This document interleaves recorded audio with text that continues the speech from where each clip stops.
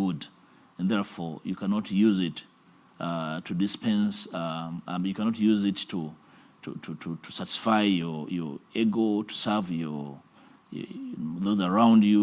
It's a big issue, and therefore, whatever action you take, you must put into consideration the fact that the stakeholders are various, and therefore, you don't simply take a decision because you are angry, and your anger has no premise, but spite.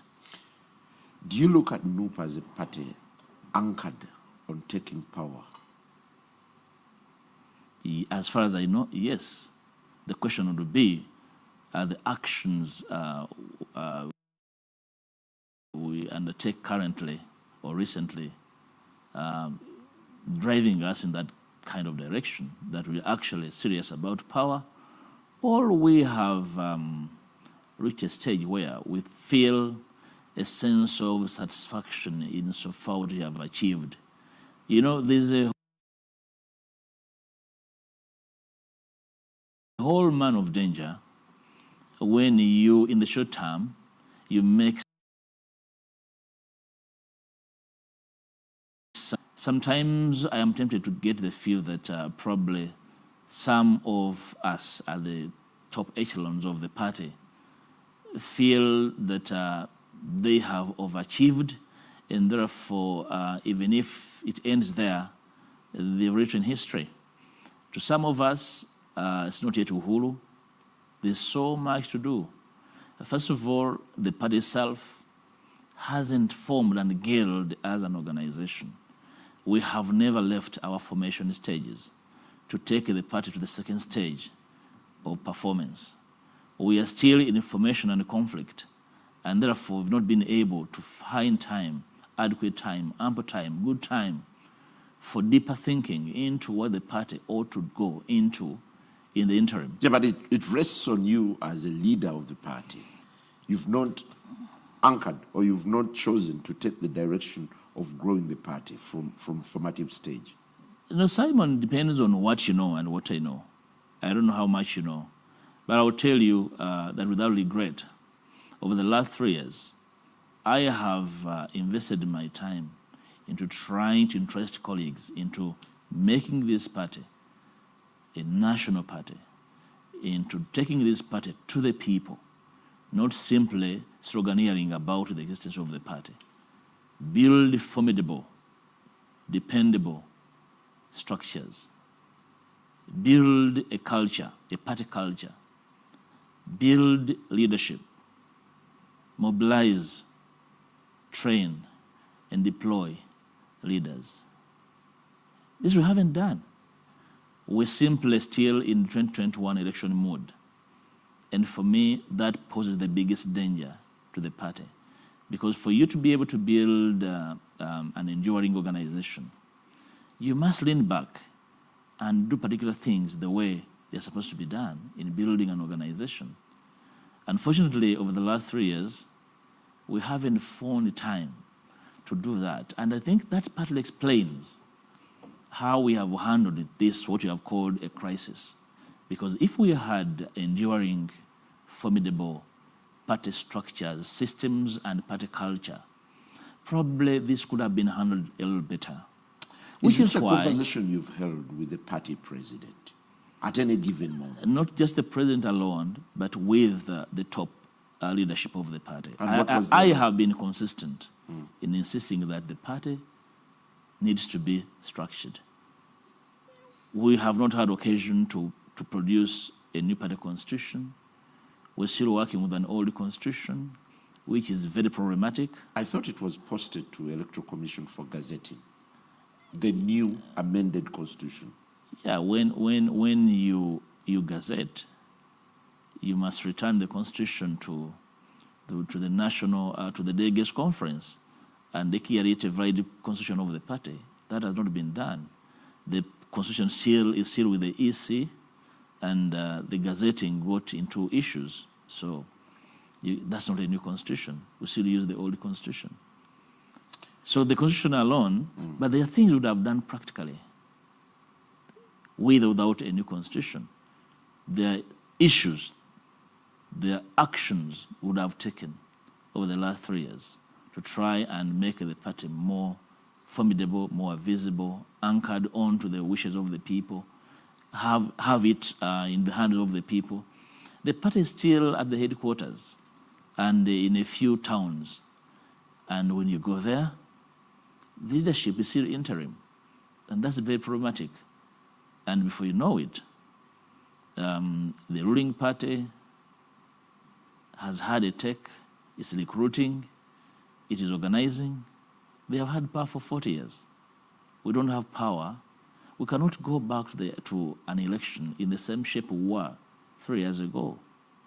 And I hasten to add that, unfortunately, we seem to be focused on the next election, but not organizing for the next election. That is very problematic. Well, I've read quite a number of correspondences that you've made ever since this crisis started. There seems to be a deep sense of regret and frustration that things are not working your way. Is it time for Mpuuga to quit the National Unity Platform? Simon, things are not supposed to work my way. Things are supposed to work the party way. The party must be allowed to operate as a party, not as a small kiosk. Who is suffocating NUP that it cannot operate? I will not personalize the challenges in NUP because it's not necessary. All I'm saying is that whoever has a duty to have no function as a party hasn't done the job they're supposed to do. You recollect, including yourself. At least I'm on record insisting that things be done right. And I cannot regret that. Okay. Because it's not that I don't know what's supposed to be done. Getting down the necks of colleagues that we get things done right, such that the party has a structure. You see, a party is like a shoe. Once the size is agreed upon, you fit in. If it doesn't fit you, you don't remove the sole or the laces. You must be able to fit within the party as built. But we are yet to come up with an enduring party structure, a party culture in which all of us must fit. Apparently, in our current situation, everyone is carrying a piece of what they're able to carry, and that is a party in pieces.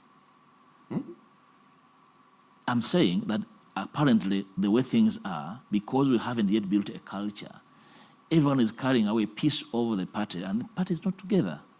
That, for me, portends danger for the legacy of this party and for the ambitions and the goals for which this party was founded. For me, I contend that we are running out of time, and the earlier all of us realize that there is all manner of danger in not aligning the party to the aspirations of the people and get it away from the small ambitions and whims of individuals, short-term in nature, we shall have ourselves to blame as leaders and as stakeholders in the party. You've widely talked about cliquism, family cliquism, spite, disrespect, and backstabbing within the party. Yeah. How deep are these issues that you raise? Deep or not deep? And where do they start from? Deep or not deep, we don't need them. In fact, by talking about them in earnest, they should be nipped in the bud. And the best way of nipping them is by building a political culture, a party system, a party culture that does not facilitate, that does not incubate cliquism, spite, and the nature. You talked about goons being organized to come and help me at a public function. That was official, funded. And you see, the beauty is that because I'm within and deep into the party, I get to know who does what. Do you have evidence to this? That what kind of? Do you want it hired to heckle you? Do you want it documentary? You want it? In which form do you want the evidence? No, it sounds unfounded. Did you see that? Were these organized goons? Did you see that being done by everyone or a small group? You were a journalist and you followed. Was it everywhere or in a small circle? Was that by accident? So these are the kind of things that some of us, some of our leaders, expend time and resources on. It's not necessary. Unfortunately, time is the biggest enemy of politics. And when you are doing that, the clock is ticking away. There's every impression that the changes that you're seeking within NUP will not take shape. Why don't you quit? Well, it's not anybody's job to advise him to quit. I think I'm clothed with enough wisdom to know what to do in politics. Did anybody invite me to join? It was a personal decision. And the quitting can never be a solution to problems. No, you were trying to find a home, having had quite a number of troubles within the Democratic Party. So when a snake enters your house, you demolish it and build a new one? You simply must go for the snake and have it out. Have you gone for the snake? Are you going for the snake now? I am emboldening stakeholders to speak out. You see a lot of quietness, which you talked about, you referred to as abandonment. People are cowed to speak. So you cannot run an organization where people can't speak. Only a few can speak, and with authority to speak. Where members of parliament are so timid to talk about how the party is managed. Can I simply tell you, Simon, that the issues within the party that really make this all look terrible are not so many, but simply mismanagement, indiscipline, and lack of clarity. Yeah, but the party says they're doing this within the ambits of the values of the party, and the discipline is one of them. They are disciplining you for the bonanza. So you discipline somebody for wrongdoing. First of all, you declare them guilty, and then you tell them to come and enter plea. Simon, you are guilty, but in the meantime, come and make your case. So what do you take of that? Did you say that, or I'm wrong?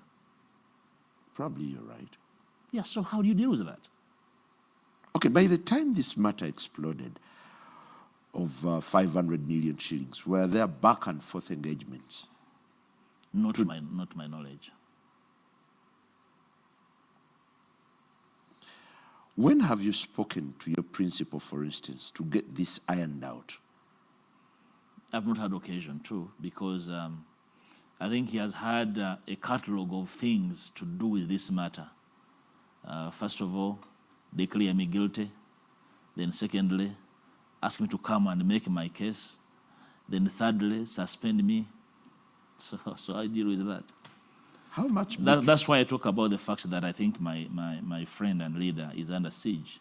Because who makes him make all those mistakes, one after another?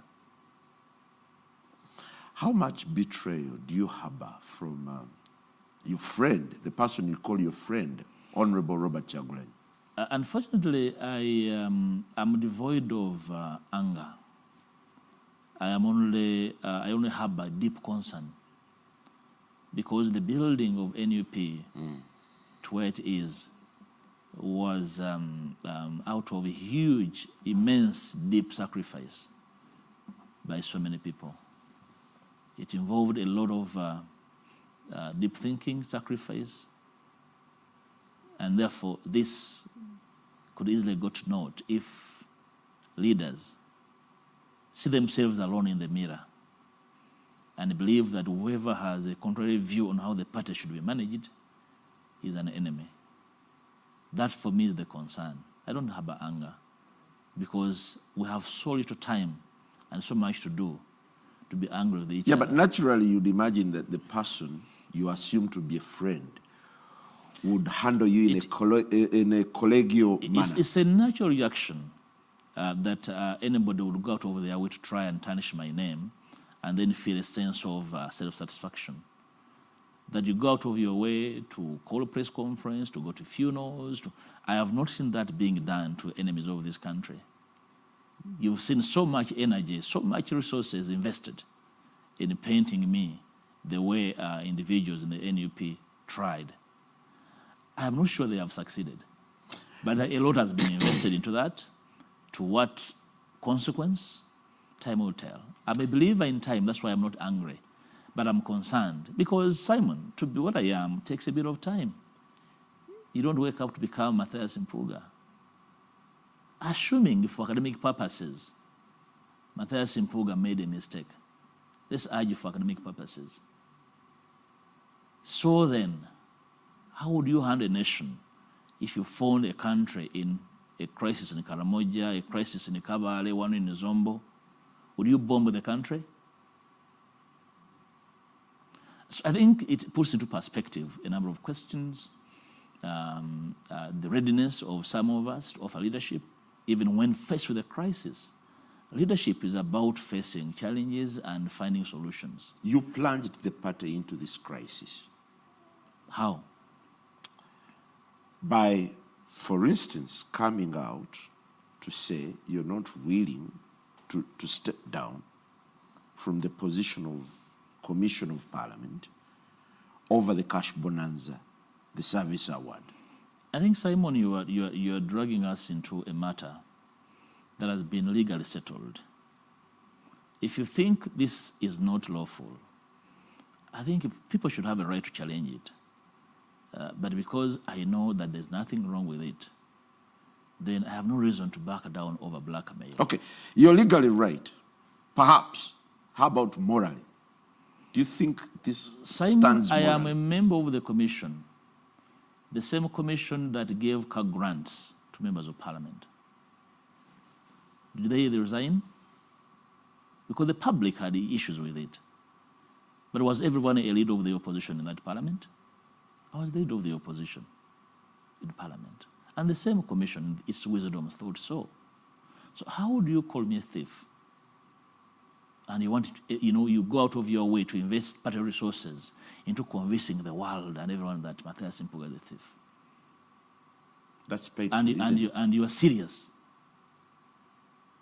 And you want me to take you seriously. I think it is spite. It's an act of spite. The moment I understood that, which is why my anger subsided, and said, okay, there's a problem. We can deal with the problem. Well, going by the different correspondences and, of course, the current situation, there's every picture of irreconcilable differences between you and the party leadership. In the first place, is it irreconcilable? And are you open to talks to resolve this outside the cameras? Irreconcilable is your word. As long as individuals realize their mistake, it's up to them to climb down their high horse and they say, we think this was badly handled. So when that is done, what is my reaction subsequently will be from my heart to make a choice as whether I am able to carry on, okay, or not. But for anybody to remain on the high horse and make a claim out of space and common sense is something I cannot accept. Is it true that you've been contacted by institutions like the Kingdom? Are you one of the institutions? I'm asking. If they had wanted Simon to know, they would have made a public announcement. But I have not been contacted for the record. Behind the scenes, are there talks to reconcile you with Honorable Chagule? Behind the scenes, I am not behind the scenes. We will speak to the people who are behind those scenes. I am not one of them. You spoke of doing stakeholder engagements, speaking to members, speaking to colleagues to see the next step. How are these engagements going? I am doing a lot of engagement with colleagues within and without NUP. And I'm doing a lot of listening because it's a huge and deep concern that at this stage in its infant life, NUP would be discussing this, but not how to lead the country to the next agenda. As the vanguard opposition party, we expected to be doing different things at this stage. The preoccupation seems to be different, and therefore not preparation to lead the country and the people of Uganda into the next phase of the struggle for total liberation. So I'm doing a lot of listening, I speak to so many people, and out of that, probably, because there's nothing like a personal decision about politics at this stage. You need to listen to people, and then out of the aggregation of the ideas that you collect from people, then you're able to think through your options out of a consultative process. NUP is but part of a bigger scheme of things, the broader politics of the opposition, where at least every party now is facing some bit of crisis. No wonder today we see Colonel Dr. Kizza Besigye back on the political scene.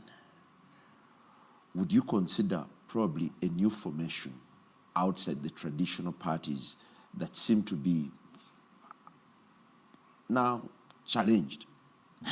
You know, Simon, as long as the environment disables the performance of parties, formation or party or what, we always find a problem. What is very important is the commitment of the duty bearers in those platforms. Dr. KB, as we fondly refer to him, has been consistent on so many things. And I wouldn't call it a return. He's at what he's been convinced about for all these years. And the only difference is that while he had taken a bit of backstep, he's probably now taken a step forward to say, hey, come on, guys. There seems to be some form of slumber that has the potential of giving the wrong impression as to the stakeholders. And when he comes back to say, can you rise and we do something different? He's been consistent about the fact that elections don't work. He seems to be trying to dissuade the opposition from going for the next election without meaningful reforms. My party president just announced that he will contest in the next election. That clearly shows that the two are at cross purpose, despite the several interactions. That itself is a big challenge, that the opposition speaks in tongues, that the opposition has yet, for all this long, has not yet found reason to move and speak together, is a huge challenge. Secondly, if you do not want elections, and therefore we need, is that pronouncement consulted upon or is it personal? These are the issues. So can you take back the opposition in an election without demanding for meaningful constitutional and electoral reforms? Remember in 2022, Simon, I congregated the opposition to discuss the idea of constitutional and electoral reforms. You remember the reaction of my party to my proposals? Now, immediately, without reforms.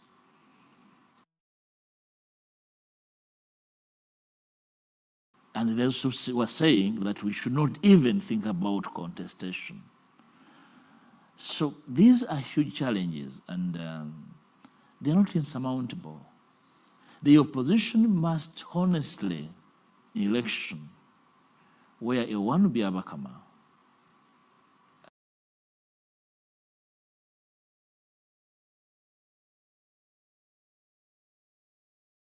had a reappointment without a new skin, without new ethos around the law and practice. So what do you expect? In the meantime, General Museveni seems to have CF. He has a heir apparent,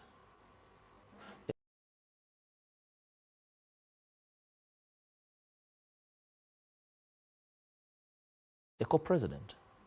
If you studied the recently made realignment, just as the commander-in-chief would, meaning that for him, he has settled his own internal succession issues. All of us have been working to ensure that that does not take place, that General Museveni does not build a monarch in this country. Now that we are scattered of satisfaction, we have a problem. Who derives satisfaction from bringing you down? Oh, well, you are asking a necessary question. You have seen how much investment has been made all over, you know. And when people speak, you believe that the world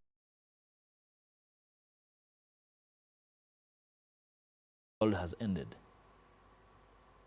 That's why they will tell you the law is okay, but there's a problem with, you know, we must give the country hope. There's no reason why the FDC, Katonga, FDC Najanankumbi, whatever is remaining of my old party DP, whatever is forming of NUP. If by your admission that some leaders in the party are spiteful towards you, has this just started yesterday with this bonanza? Well, first of all, I decline to use your words. There was no such bonanza. If it was a bonanza would herald something done out of the law and the provisions within which we work. So there was no such thing as a bonanza. Secondly, because an organization is built in a hierarchy, you can understand when at formation there are issues. Because this NUP is the collective of various actors from different social, political, civic backgrounds. It is understandable that at formation, people speak different languages, and you try to move to the center so that you speak the same language. But at the second stage of conflict, when people use that to try and undermine others deliberately, then you know that probably there are those in the party that either are scared of others or actually prefer to run the party as a small kiosk for them to thrive. That they fear the bigger emboldened party, that they cannot survive. They prefer to swim in a small, you know, probably sandy pond, not a swimming pool, where ideas fly, and therefore the aggregation of the same must find you there and you must fit in.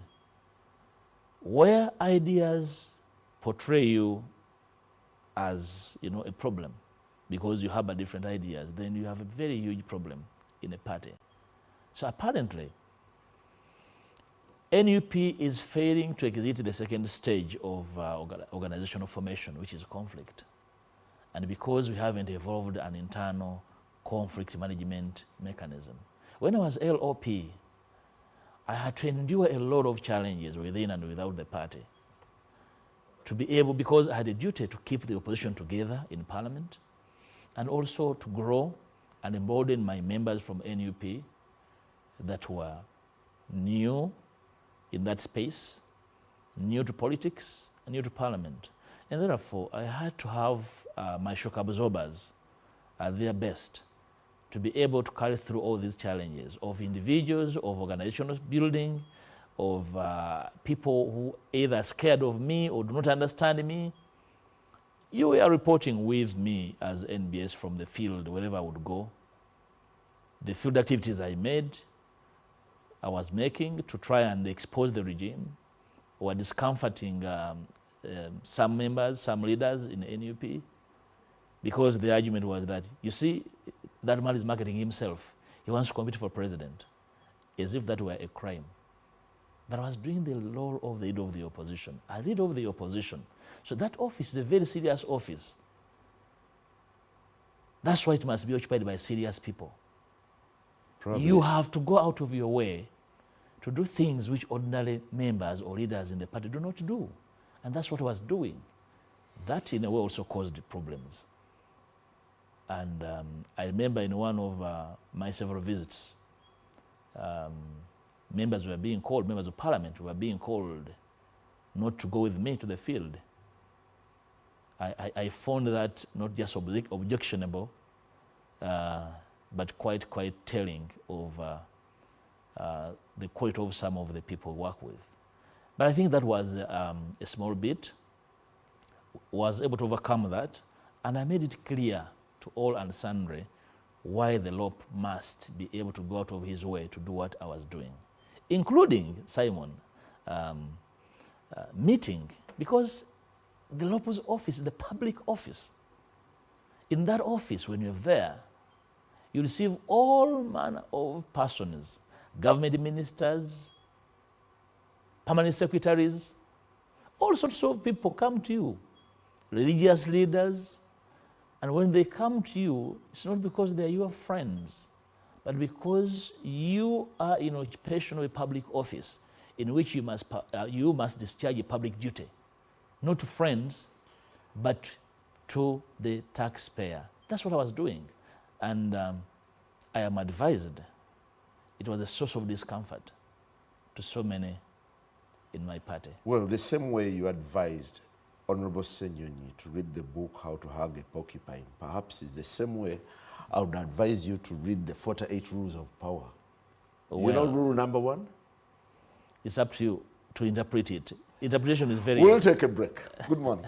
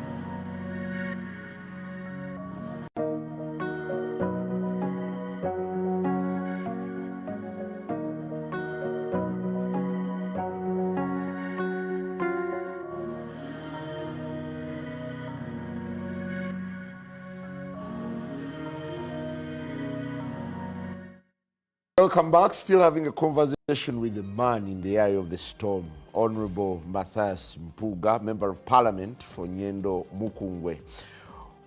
Well, ever since this crisis broke out, you've snubbed party events. Is this deliberate? You made no show at the presentation of the alternative budget. You've made no show at party events.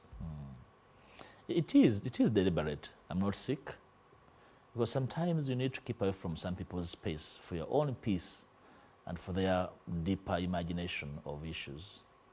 I'm human, and therefore I cannot pretend about the fact that I get a sense of discomfort to be in the face of individuals who spite me, despite the fact that I have made a huge contribution to lift them to where they are.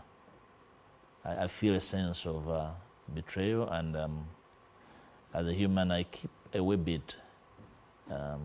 My keeping away is not permanent, but to enable them to reflect on what they're doing, and probably, if it gives them happiness, I want them to be happy. I don't want to disrupt their peace and happiness. Well, you referred in your letter to Lina Zedriga that you've had engagements with her on the direction that the party is taking. Does she share your sentiment, or you seem to be at different wavelengths? Dr. Lina Zedriga is a very respected lady, hugely experienced in the public space. And I have had engagements with her, just like other senior leaders, about the direction of the party. And she seems to share same sentiments. So I was just trying to remind her that lest you forget, we have discussed these issues and they remain pertinent. It was as humble as that. And in doing so, I wanted to summon her memory to recollect the fact that we are grappling with a big problem, because a party is a big thing.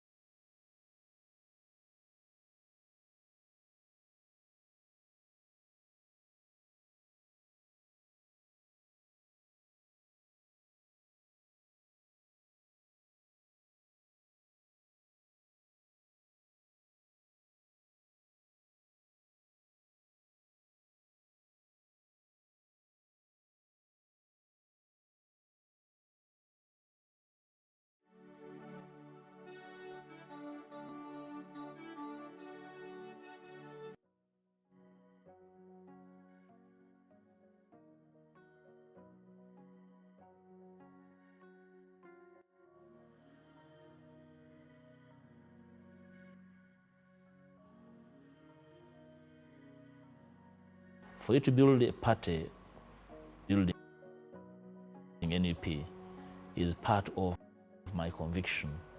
I'm convinced that I have a duty to do, and that duty is not personal, but institutional. And therefore, nobody can stop me from playing my role as long as I'm interested. But I must make it clear to all and sundry that it's not proper to try and undermine people's effort with the view of achieving short-term goals. Because at the end of the day, we are a chain and we are different. I will not wake up tomorrow to be Kyagulanyi, and Kyagulanyi will not wake up tomorrow to be Mathias Mpuuga. We are different, and our roles are complementary. They're not competitive. The tendency to see when politicians see each other as competitors, there's always a problem. And when competition becomes unhealthy, then those that have power have a tendency to abuse it. Has it now hit you that you were never meant to work together with Honorable Kyagulanyi? I am never meant to work with anyone I have a duty to work with everybody because that's the way humans work. There are no people born to work with you. That's why you don't marry your sister or your relatives. You marry a stranger you have met. Politics is a marriage. And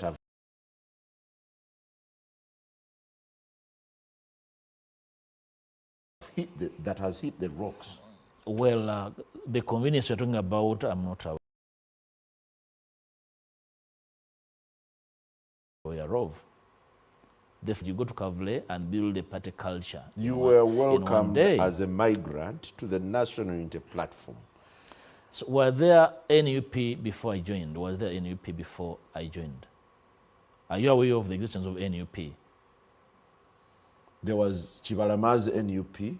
Was it NUP or NURP? NURP. So were there NUP? Which later morphed into National Unity Platform. But you know the facts, so don't mislead viewers. There was no NUP. NUP, and you remember there was a legal problem. It was a problem of the law because I was in the parliament and I was on a DP ticket. So there was no way I would come out very early. I want to play a footage where declare, you were being welcomed into the party. Those are rituals. Play it. They are rituals. So are you saying that the Honorable Chagwanyi does not have a party card? It's a big thing to appear to be giving Mathias Mpuuga a card publicly. Are you alive? Yes, I am. Yeah. So it's huge, it's big.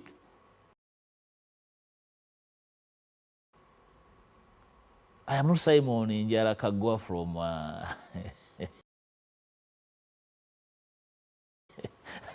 from holding a green and white card and bearing a new card. That ought to have been done.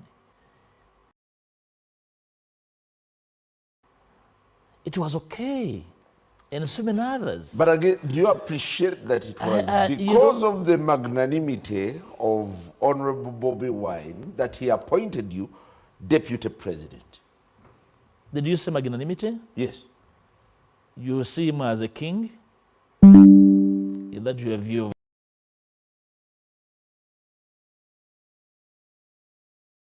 in this case is a principle? Parties are built on you work, you compromise, you work with others, but in leadership, it's one at a time. Why was it me appointed, not anybody else at that time? No, he cherry-picked Did I compete? Alone, just alone. So did I compete with anybody? Was there a competition? It's because the situation of the party is such that he appoints. Yes.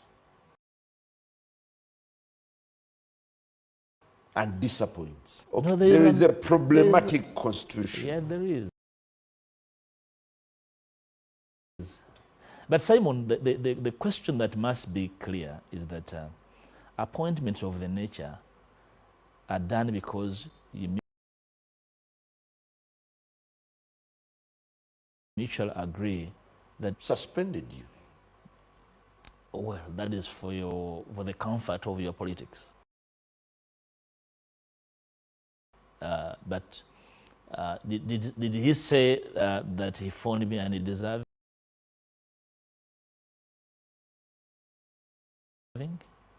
Why did they say? Start with the letter that he wrote. While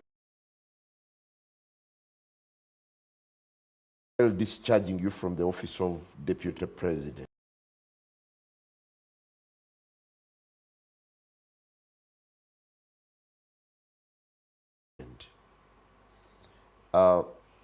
he said, it also goes against Article 5.3b of the party, which obligates party members, in accordance with the Article 6.3 and 7.1 of the party constitution, I hereby suspend you from the position of Deputy President of the National Unity Platform for Central Region with immediate effect and accordingly referred the matter to the National Executive Committee for further processing. This gives a sense that it's legal. Simon, I don't have space to discuss that because all that you are reading, I know the genesis, and I don't want to escalate it because, like I said some time back, it's not clothed anywhere in the legal regime of the party. Secondly,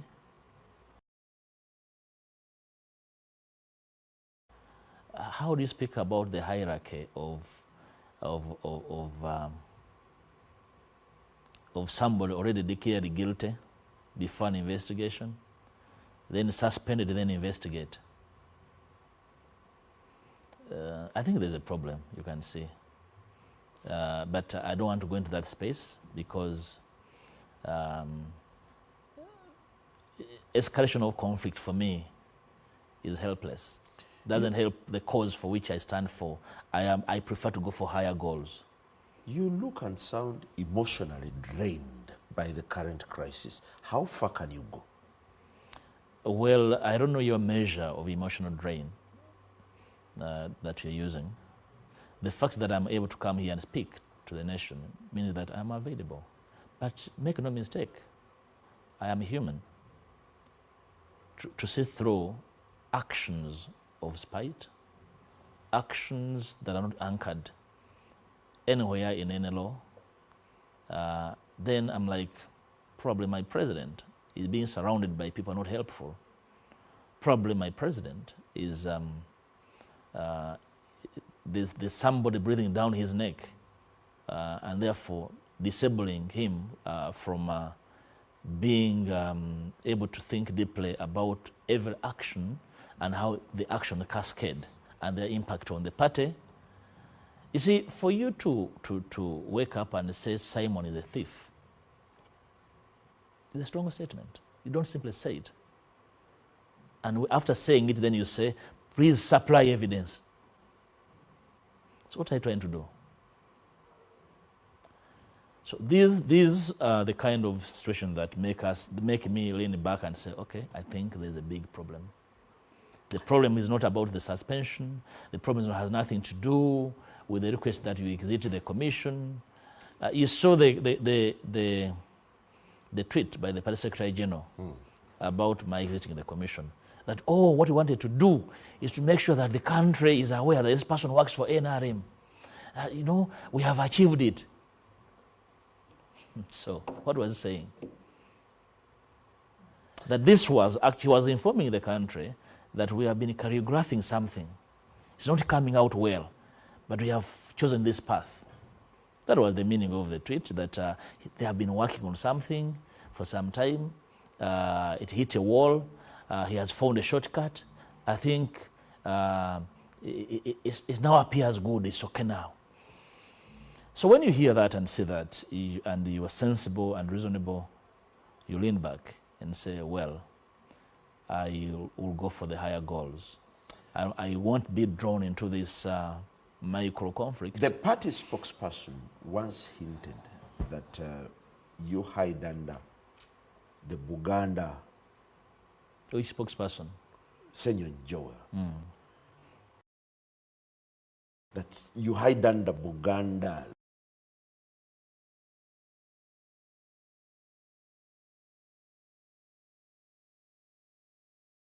The ambulance to that. My young brother, I think, need to say it has a lot of bearing, not just on NUP, but the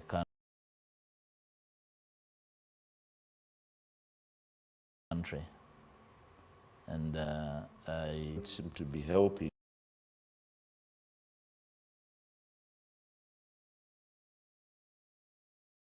Him. Well, help is sought if you need it. So I was saying that I have a history. If that history discomforts some people, I don't know how to help them. So I don't really have much to say to that. Do you endorse the missives from your colleague, Honorable Bobi towards the party? So what? Well, he's talking about issues to do with how the party is being run, and he sounds to be the #1 sympathizer of Honorable Mathias Mpuuga. Well, I think Dr. Bwanika, first of all, is a senior political leader in this country, no doubt about that. And when he talks about a party being run parallel to known norms, I think he knows what he's talking about. It's whether he's a supporter. I don't have supporters. No. There are people out there who are reasonable to think through the problems. He could be one of them. Probably one of the few with the courage to speak out. Because at Parliament, so many members of Parliament are close to me. And they prefer to speak in whispers. Probably the Honorable Bwanika is one of the few that have someone the courage to say, hey, these issues must be spoken about. Is whether his approach adds value to what ought to be done is a matter for another day. But at least he is being able to speak out. Don't forget the fact that we come from the same community. We serve the same community of Masaka City.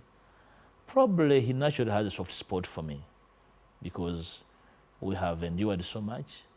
But most importantly, he has a clear understanding of... yeah, but the things he's raising sound rather unpalatable, connecting the party to homosexuality. The Honorable Bobi Bwanika is a fluent communicator. Why don't you host him tomorrow and seek his views on this platform? I'm not his spokesperson. And he should be able to speak out, question the wisdom of the issues he raises and why he raises them now, and whether they have any relationship with how the party is run. Wouldn't prudence dictate that you get these matters out of media spotlight and have a silent engagement with the person you call your president? But you invited me here to speak. And I have spoken, but I'm not controversial. I think where you need to speak, why I came, for example, here to speak to the country is because I need to clarify particular positions I hold on these issues. Yeah, but you're sounding quite ambiguous on a number of things. The party is under siege. Who has besieged the party? You're not disclosing. No, who says I should disclose to Simon Kagwanjana? You came to speak. Yeah, if... You know, for the difference between me and you is that, and others, maybe not you, is that I know what to speak where. Okay? Actually asking whoever is in charge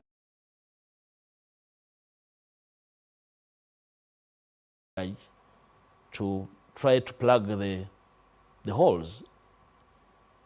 And if they don't do it, and the siege continues, he who alleges must prove. Eventually, there will be capture. If the siege is not abated, there will be capture of the party by forces hitherto unplanned for. Okay. The best way of insulating the party from siege is building structures of the party that are anchored on the party constitution and the values of the party. You were referred to the National Executive Committee, and there's been some bit of controversy regarding the National Executive Committee. Does it exist in the first place? Simon, the party has a neck. Challenge is referred to its functionality and how it is constituted. But that's for another day. So the issue of constitution of NEC is sticky within the party, right? Definitely. When you look broadly at the opposition now as it stands, do you think it still has its eyes on the ball of removing President Museveni, or you're totally in disarray and thinking other things? The opposition, like I said earlier on, is various. It's a shared platform. But the actors are different, and their motivation seems to be different. Which is why when you have the entirety of the opposition, committed opposition actors on a round table, you're able to have a voice. If the voice of reason is able to surmount the voice of symptoms, simple things, then we'll be able to have a common voice. The opposition does not refer to leadership per se. The opposition is the growing number of citizens that want to see Uganda move differently, and there are many out there. We are simply duty bearers, and we can change any day. But while we are in charge, we have a duty to sit together and agree on the trajectory of events we ought to do. Pronouncements made by each small group moving in a different direction does not help the cause of the entire opposition that wants change yesterday. So which is why immediately we need to, away from desiring pictures that, we met, you see, we are together. The actions do not speak to the pictures that we take variously. So we need to be speaking to must be together. As we get out of here, there is a popular call on you to summon the courage to leave the party. Some people are saying, "Avem chintu chabane akole bibie." Chabani. Chabobi.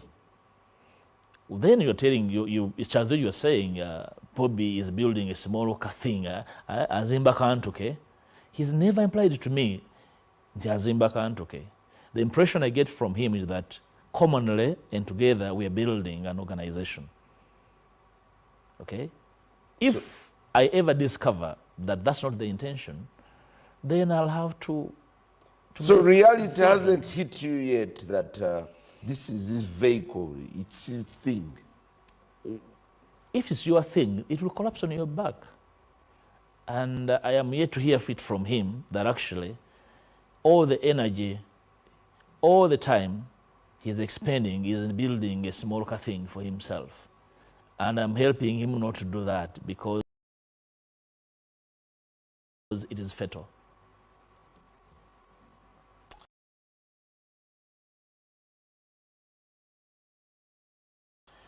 Is the party? I don't know how they're built. If I see one being set up and I construe it as one, I'll be one to lead the dismantling of that cult. Well, that brings us to the end. What a pleasure hosting you, Honorable Mathias Mpuuga. The